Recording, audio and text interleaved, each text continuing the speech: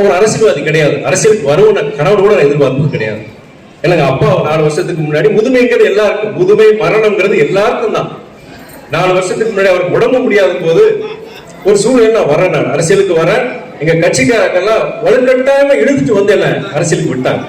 நான் இப்பயுமே ஒரு பெரிய ஒரு வேட்கையோடு ஒரு ஆசையோட நான் அரசியல் இருக்கிறேன் அப்படிங்கிறது கிடையவே கிடையாது, உண்மையிலே கிடையாது. மனசு தொட்டு சொல்றேன் நான்.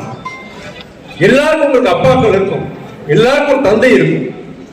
அந்த தந்தைக்கு ஒரு தலைகுனிவு வந்துடக்கூடாதுன்னு நினைக்கிறோம் எல்லாரும். எங்க அப்பா ஒரு சகாப்தம்,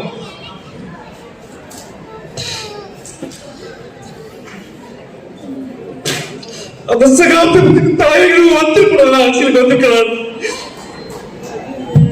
இப்போ மதிமுக வேட்பாளர் வந்து தீப்பெட்டி சின்னத்தில் இருக்காரு, ஆனால் சின்ன வந்து ரீச் ஆகலை. அதை நீங்கள் எப்படி பார்க்குறீங்க?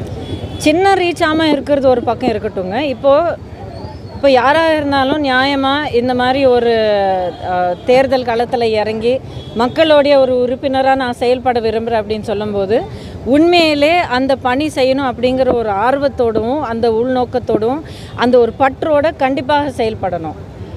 இந்த தேர்தலில் ஒரு சில வேட்பாளர்கள், அதாவது எதிர்கட்சியோடைய வேட்பாளர்கள் சில பேர் என்னோட சொந்த விருப்பத்தோடு நான் வரலை, ஏதோ ஒரு கட்டாயத்துக்காக வந்திருக்கேன், இல்லை யாரோ என்னை வற்புறுத்தி என்னை நிற்க வச்சுருக்காங்க அப்படின்னு சொல்கிற ஒரு நிறைய பேர் இந்த தேர்தலில் பங்கெடுத்துட்ருக்காங்க. எனக்கு தெரிஞ்ச வரைக்கும், நான் பார்த்த வரைக்கும் கண்டிப்பாக நீங்கள் சொன்ன துரை வைகோ அவர்கள் அப்படிப்பட்ட ஒரு வேட்பாளர்.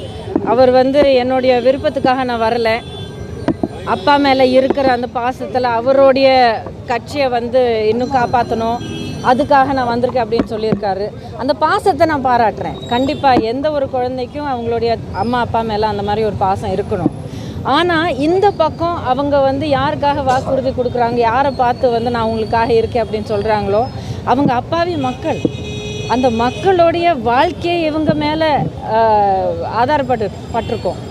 ஸோ அப்படி இருக்கும்போது மக்களுடைய உறுப்பினராக தேர்ந்தெடுக்கப்படணும்னு ஆசைப்படுற ஒவ்வொரு உறுப்பினரும் ஒவ்வொரு வேட்பாளரும் உண்மையிலே முழு மனசோட இதுதான் எனக்கு வேணும், இதில் தான் நான் முழு நேரம் நான் செயல்பட போகிறேன் அப்படிங்கிற ஒரு உறுதியோடு அங்கே நிற்கணும். இல்லைன்னா மக்களுக்கு செய்கிற அது ஒரு அநியாயமாக இருக்கும், மக்களுக்கு செய்கிற அது ஒரு மிகப்பெரிய துரோகமாக இருக்கும்.